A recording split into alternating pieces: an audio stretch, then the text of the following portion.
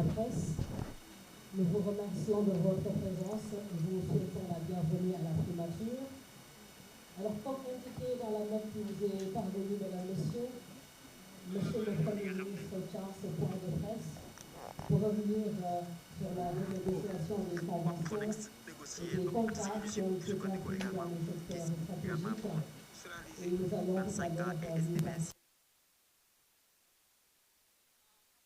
Monsieur également, cette activité ouvre la série de communications publiques annoncées hier en Conseil des ministres par Monsieur le Premier ministre, des communications publiques sur les grands dossiers.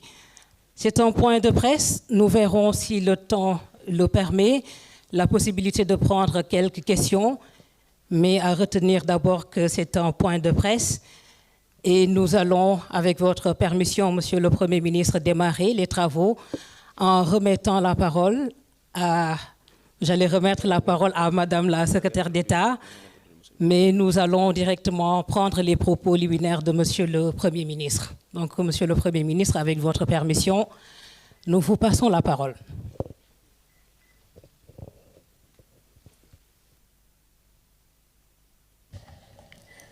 Messieurs et Madame les ministres et secrétaires d'État, Messieurs les directeurs généraux, chers collaborateurs, Messieurs et Dames de la presse, j'ai annoncé et choisi de tenir ce point de presse qui, en principe, devait être une activité ordinaire du gouvernement. Et je crois qu'il l'est d'ailleurs parce que depuis l'arrivée de Madame la secrétaire d'État, il y a de plus en plus des exercices de communication qui permettent à des membres du gouvernement de faire face à la presse et d'expliciter un peu les grands axes de l'action gouvernementale. C'est un exercice indispensable pour mettre en exergue le travail qui est abattu par le gouvernement. C'est un exercice de transparence également, conformément à nos engagements électoraux. Et comme ça a été annoncé tout à l'heure, il s'agit désormais, à intervalles réguliers et de temps en temps, de nous retrouver avec vous pour échanger sur l'action gouvernementale, sur les initiatives, les réalisations et permettre aux Sénégalais de mieux comprendre ce qui est en train de se faire. Pour ce premier face-à-face, nous avons choisi de revenir sur un point qui nous est extrêmement cher, un point qui a jalonné notre discours durant tout notre parcours politique, qui est une illustration de la santé d'une gouvernance, la meilleure illustration en tout cas de la santé d'une gouvernance publique, c'est-à-dire la manière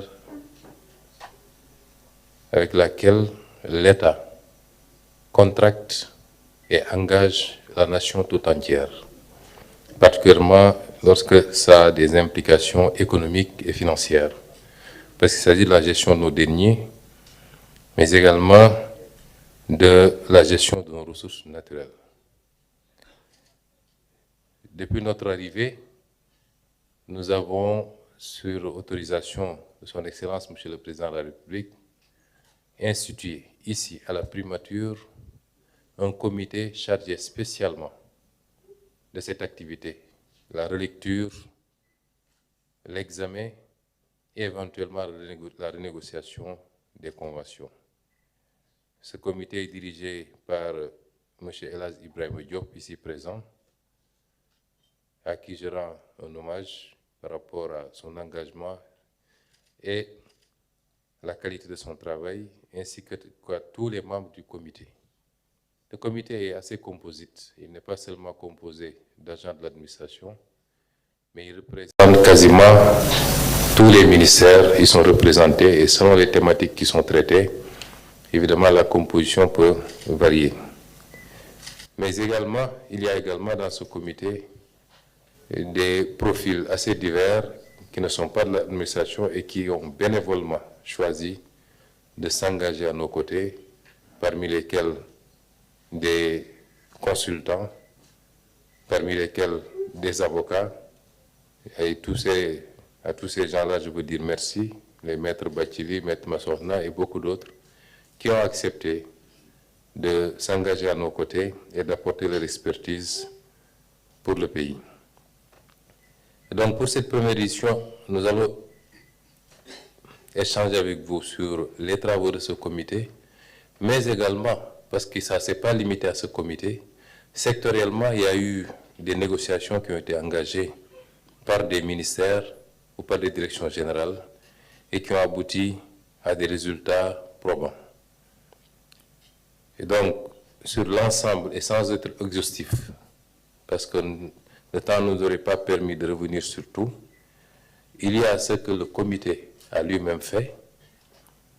Il y a des travaux aussi qui ont été initiés par des ministères, notamment le ministère de l'Énergie, le ministère de la Direction générale du patrimoine bâti, le ministère des infrastructures, le ministère des télécommunications, le ministère de la Direction générale de la LONASE, le ministère de l'Agriculture et le ministère de l'Hydraulique, entre autres.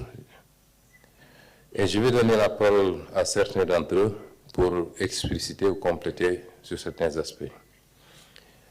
Les renégociations, comme je l'ai dit, pour ceux qui ont suivi notre parcours, nous avons toujours posé la question de la transparence dans la contractualisation publique. Et depuis cette époque, nous avions soulevé un certain nombre de problèmes, aussi bien dans nos écrits, dans nos prises de parole, à l'Assemblée nationale. Nous avions dénoncé un certain nombre de contrats et de conventions qui ne nous semblaient pas aller dans le sens des intérêts stratégiques de l'État du Sénégal. Dès l'accession au pouvoir du président Bassirou Diomaye Faye, les premiers actes qui ont été posés consistaient justement à dénoncer des conventions qui ont été signées durant ce qu'il est convenu d'appeler la période critique.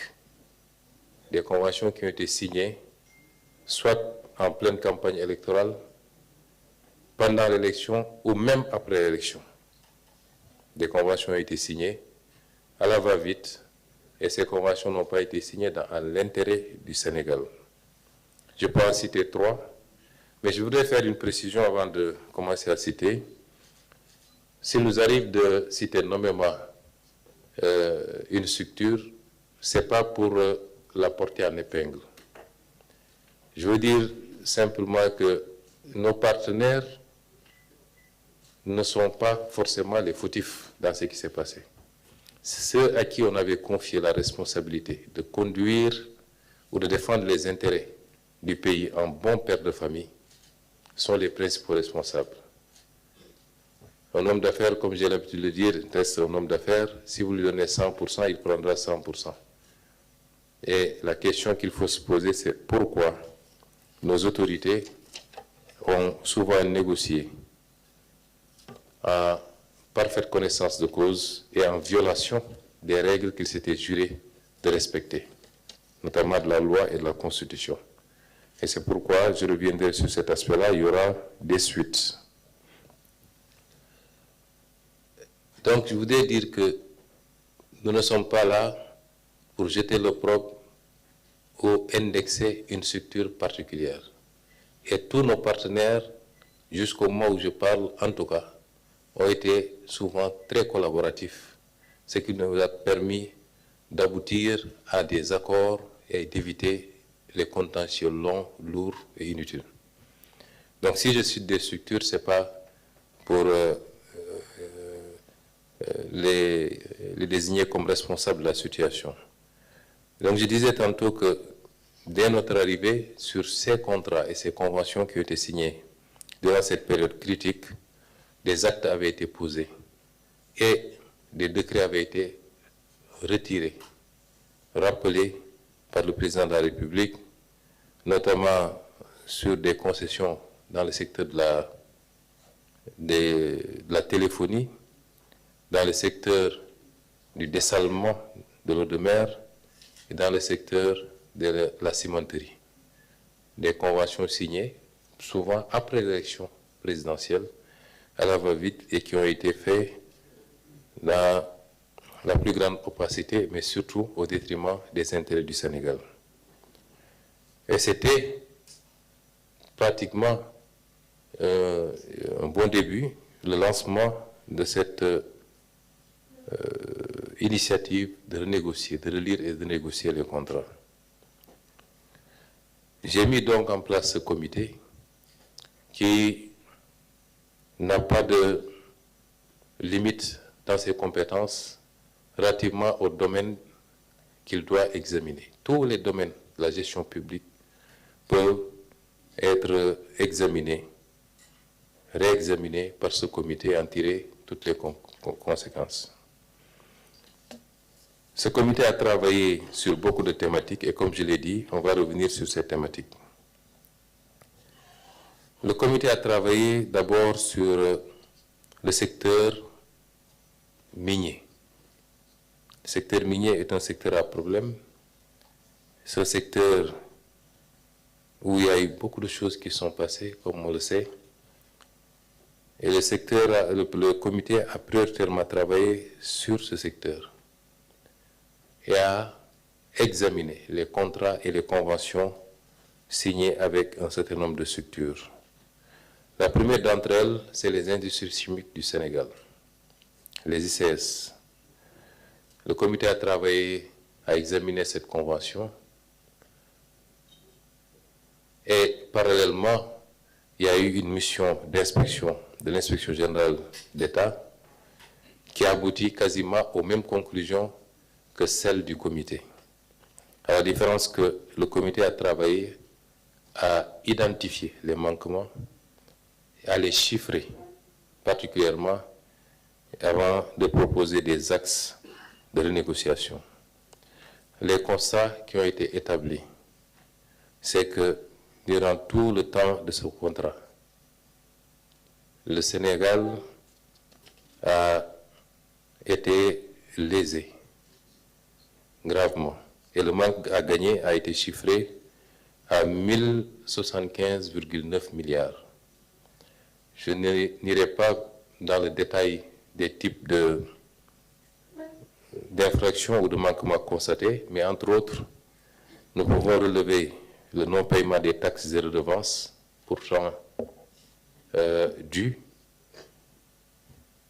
parce qu'il y a eu des exonérations fiscales qui ont été allouées à cette entreprise sur des bases légales inexistantes, de la simple volonté d'un ministre qui se lève et qui signe un pacte avec la société pour l'exonérer. Je rappelle qu'au Sénégal, et peut-être comme partout dans le monde, l'exonération ne peut découler que de la loi, et uniquement de la loi. Et même dans ce schéma-là, les redevances n'étaient pas concernées. Et tout ceci constitue des manques à gagner substantiels. Aussi bien pour les avantages fiscaux et douaniers indus, mais également, il y a eu des opérations qui ont privé l'État du Sénégal de sa participation dans ces sociétés, sur des bases erronées et fausses.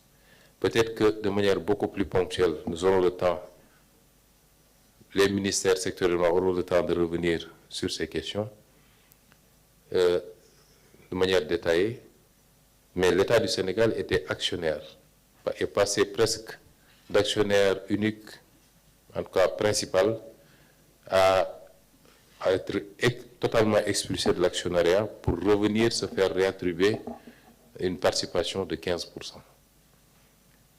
Ceci a généré également un manque à gagner qui a été chiffré.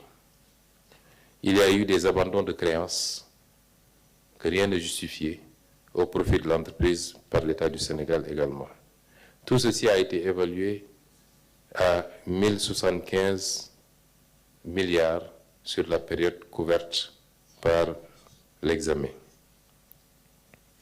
Nous avons demandé d'en tirer toutes les conséquences.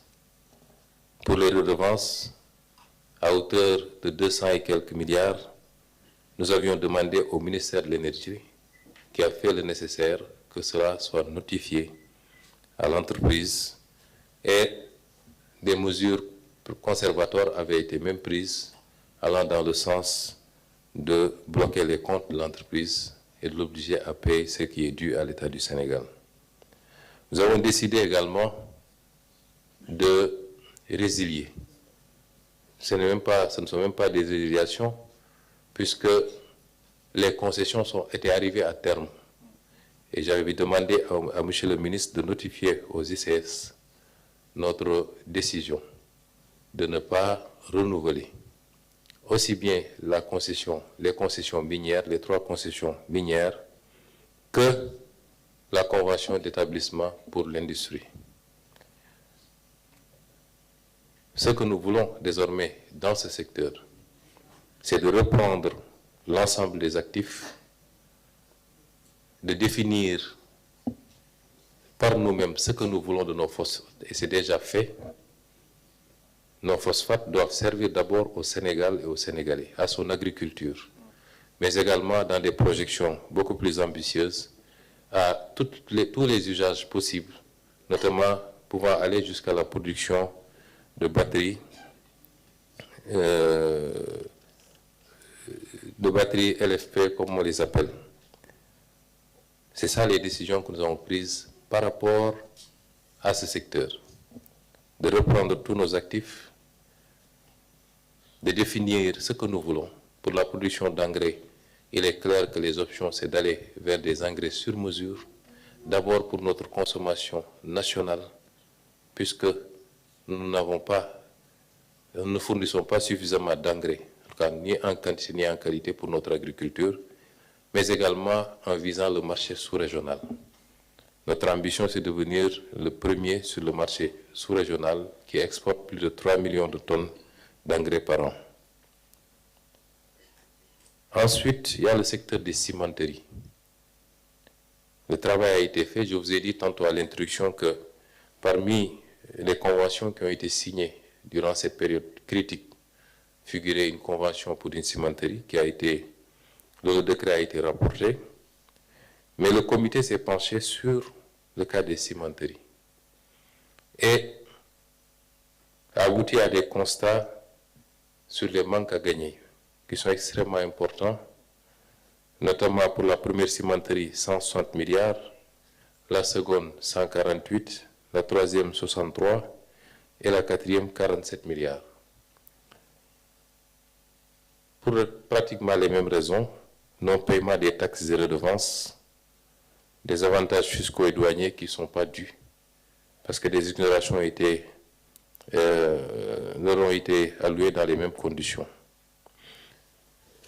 La décision qui a été prise ici, c'est de réaligner l'ensemble de ces cimenteries au bon régime fiscal et douanier, notamment le code de 2016, mais certainement le nouveau code qu'on est en train de finaliser, qui consisterait à enlever toutes les exonérations concernant ce secteur. Et cela nous permettrait d'escompter des gains annuels de 360 milliards supplémentaires additionnels sur ce secteur des cimenteries. Il y a d'autres secteurs miniers, tels que le secteur de l'Atapulgite, avec des sociétés dont je ne citerai pas dans le détail le nom, où on a relevé des manques à gagner substantiels qui tournent autour de 4 milliards. Le secteur des hydrocarbures vient après. Ce secteur est en cours d'examen. Nous sommes en train de discuter avec les partenaires. Il y a d'abord le bloc de GTA, Grande Tortue, que nous partageons avec nos amis et frères de la Mauritanie. Ce bloc, comme vous le savez, qui est un bloc gazier, a débuté son exploitation depuis l'année dernière. Nous considérons que, sans pour autant aller dans le détail, les contrats qui ont été signés sont des contrats léonins, que nous ambitionnons de discuter dans le fond. Mais dans un premier temps, ce que nous souhaitons, ce que nous voulons, dans le document qui sera publié, nous vous donnerons tous les détails sur ce que rapportera sur les 20 prochaines années chacun de ces blocs et ce que le Sénégal va gagner dans cette exploitation. Vous serez vous-même surpris. Parce que quand on parle de 40 milliards de dollars ou plus, et que le Sénégal ne puisse même pas avoir 800 milliards de dollars sur la même période, vous ne pourrez pas nous dire que nous gagnons quelque chose. C'est quasiment du dol, si on peut l'appeler ainsi. Et donc, sur ce bloc, nous envisageons d'engager les discussions. Mais en attendant, la priorité pour nous, c'est l'approvisionnement de nos besoins locaux à partir de ce bloc en gaz naturel. Les discussions sont en bonne voie et ceci est conforme au CRPP, au contrat de recherche et de partage de production, qui est très clair sur ces clauses-là. Le Sénégal a le droit, autant que de besoins, pour couvrir ses besoins du moins, a le droit de demander de manière préemptive à être approvisionné. Il y a ensuite le bloc de Yakar Teranga, qui est un bloc à 100% sénégalais. Un bloc extrêmement prometteur qui, à lui seul, devrait nous permettre de...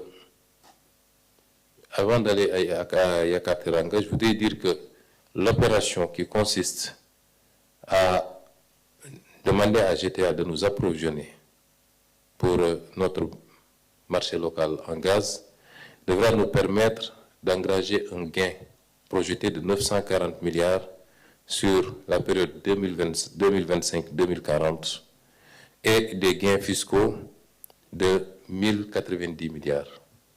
C'est vous dire donc l'importance de ces renégociations pour nos finances publiques, mais également pour notre économie. Parce qu'en plus de ça, ça nous permet de distribuer le gaz avec le réseau gazier sénégalais à toutes les entreprises qui en auront besoin et surtout les industries, de pouvoir soutenir notre politique industrielle d'industrialisation du Sénégal, mais également de casser le prix du gaz domestique, surtout avec le gaz associé de Sangomar. Pour Yakar Teranga, je disais donc que nous avons commencé les discussions et nous sommes à la phase finale de ces discussions. Yakar Teranga fait partie de ceux qui ont bénéficié de ces renouvellements de contrats durant cette phase, cette période critique. Parce que son dernier renouvellement date de mars 2024, c'est-à-dire le mois de l'élection présidentielle. Nous avons suffisamment d'outils et de bases, puisque les engagements n'ont pas été respectés, mais les discussions se font de manière consensuelle et nous sommes entendus pour que le Sénégal puisse reprendre ce bloc dans les semaines à venir sans avoir à débourser un seul franc et selon la stratégie que nous avons adoptée. Nous avons adopté une stratégie qui est très simple. C'est qu'aujourd'hui, aussi bien pour le phosphate, pour le gaz, pour le pétrole, nous ne sommes plus dans une logique de signer des concessions à des partenaires et puis de se donner rendez-vous dans 25 ans. Nous développons une stratégie qui tienne compte de nos aspirations en termes de développement, en termes de consommation. Et ensuite seulement, nous trouverons le partenaire qui acceptera de s'inscrire dans cette stratégie-là. Peut-être le directeur général de Petrosen et le ministre reviendront ultérieurement dans une autre rencontre sur cette stratégie, mais c'est aujourd'hui ça l'option que nous voulons. Pour tous ces blocs, et pour beaucoup d'autres, parce que depuis qu'on est là, nous avons eu à résilié pas mal de blocs pétroliers. Le bloc de Diender, que nous avons résilié, le bloc de Differ Offshore, le bloc de Kayar Offshore Profond. Lui, je dis qu'on va le reprendre dans quelques jours, c'est celui de Yakateranga. Le bloc de Kayar Offshore peu profond, le bloc de Saint-Louis Offshore peu profond, le bloc de Rufus Offshore, tous ces blocs ont été résiliés depuis que nous sommes là, sous la conduite de M. le ministre de l'Énergie et le directeur général de Petrosen. Nous sommes en train aussi de discuter dans le sens du redimensionnement des blocs. Je le disais quand on était dans l'opposition, les périmètres étaient trop vastes et trop grands. Et ce n'était pas conforme aux meilleurs standards internationaux. Le ministre est en train d'y travailler et nous pensons pouvoir finaliser, aller dans ce sens-là pour redimensionner les stocks, les périmètres, avoir la possibilité de plus de partenaires et donc de plus de gains partagés pour notre pays et pour ses partenaires. Sur ces questions, il y a des responsabilités également, je le disais tantôt. Parce que sur le secteur du pétrole et du gaz, ce qui s'est fait est particulièrement grave. Nous en avions parlé et tout ce qu'on est en train de faire au moment où je vous parle se trouve dans cet ouvrage que moi-même j'avais publié en 2016 à Paris, Pétrole et gaz, chronique d'une spoliation, que nous avions présenté avec nos amis de Paris en 2016. Le ministre me dit que cet ouvrage, je le lis tous les jours. Tous les actes qu'on est en train de poser, tout ce qu'on a dit était déjà écrit dans cet ouvrage. Il faut que les responsabilités soient situées. Si vous prenez les deux blocs qui sont en cours d'exploitation, notamment Yakateranga, GTA qui est en cours d'exploitation, et Yakateranga, pour lequel au moins nous savons qu'il y a une partie des réserves qui sont aujourd'hui prouvées à hauteur de 2,7 ou 3 TCF. Ces blocs font partie de ceux qui m'ont motivé à écrire ce livre. Et nous avions parlé à l'époque d'un rapport que l'IGE avait produit et qui avait clairement dit qu'il ne fallait pas signer le décret qui venait approuver la Convention. Ce rapport avait été retiré du circuit. Un rapport de l'inspection générale d'État qui disparaît du circuit.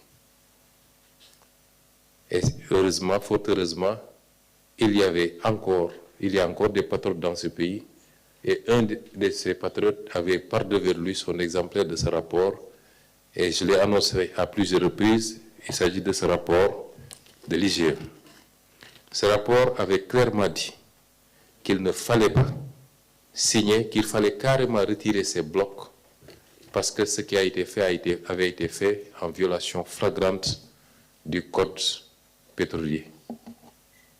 Mais les enjeux financiers ont poussé les autorités de l'époque, je parle des enjeux financiers personnalisés ou personnels, ont poussé les autorités de l'époque à passer outre et à signer. Et c'est pourquoi j'ai été saisi par des députés. Je mettrai à leur disposition toutes les informations pour que des commissions d'enquête parlementaires puissent voir le jour le plus rapidement possible et que tous ceux qui ont été à la base de ceci, ceux qui ont signé les accords, ceux qui ont signé l'arrêté, le décret de présentation, ceux qui ont signé le décret lui-même, qu'ils puissent rendre compte de leur forfaiture. Nous sommes encore en train de travailler sur des pistes beaucoup plus sérieuses, parce que dans ce rapport, on parle de pistes de corruption extrêmement graves, avec des montants très clairement spécifiés.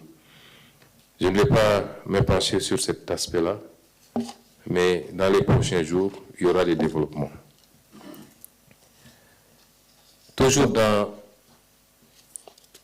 ce secteur, et par rapport au travail qui a été fait par le comité,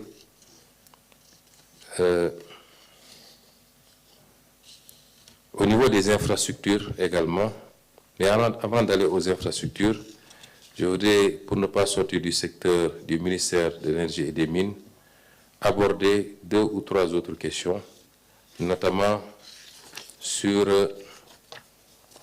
les mines et carrières. Sous la conduite du ministre ici présent, un excellent travail a été fait et a abouti à des décisions de retrait de beaucoup de permis de mines et de carrières. Nous allons en retirer à peu près 71 titres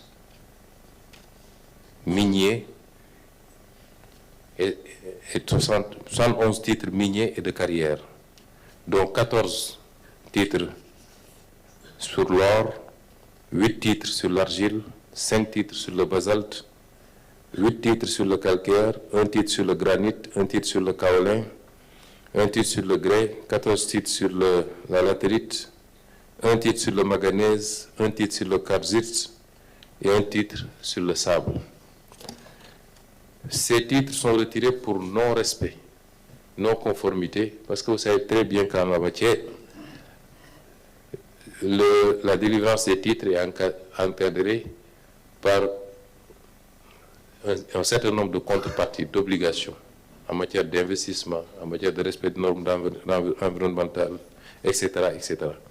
Et tous les titres qui n'ont pas respecté ces engagements feront l'objet de retrait et de réattribution à des partenaires beaucoup plus sérieux. Avant-hier, en survolant le code des mines, j'ai appelé M. le ministre des Mines pour lui dire que dans les orientations, il était question désormais de voir comment immatriculer les titres au nom de l'État à travers la société qui s'occupe de ces questions, notamment la Société des mines du Sénégal, la SOMISEN, et de trouver des partenaires pour l'exploitation. Si on avait fait ça avec notre phosphate, quand j'ai été au Maroc en discutant avec le chairman de OCP, et dans la perspective d'envisager éventuellement un partenariat, il m'a dit, ne concédez jamais vos mines. Vos mines, vous les gardez pour vous-même. Trouvez un partenaire industriel. C'est ce que le Maroc a fait pour que OCP soit le numéro 1 mondial. Ici, on donne tout et on se donne rendez-vous dans 25 ans pour de maigres retombées. Cela ne se passera plus comme ça et nous allons changer complètement la façon de faire. Toujours dans le cadre de ce ministère et sur l'excellent travail du directeur général de l'ASER, M. Jean-Michel Sen, des contrats ont été renégociés très tôt dès notre arrivée au pouvoir. Je vais citer le contrat de AEPOE et le contrat de Sagencom. Ces contrats ont permis de faire des économies de 11 milliards. Ces renégociations ont permis de faire des économies de 11 milliards 588 millions et d'électrifier 534 localités supplémentaires. Ceci est appréciable parce que ça vous donne un aperçu sur le niveau de prédation qu'il y avait sur nos ressources à travers la surfacturation et les surcoûts.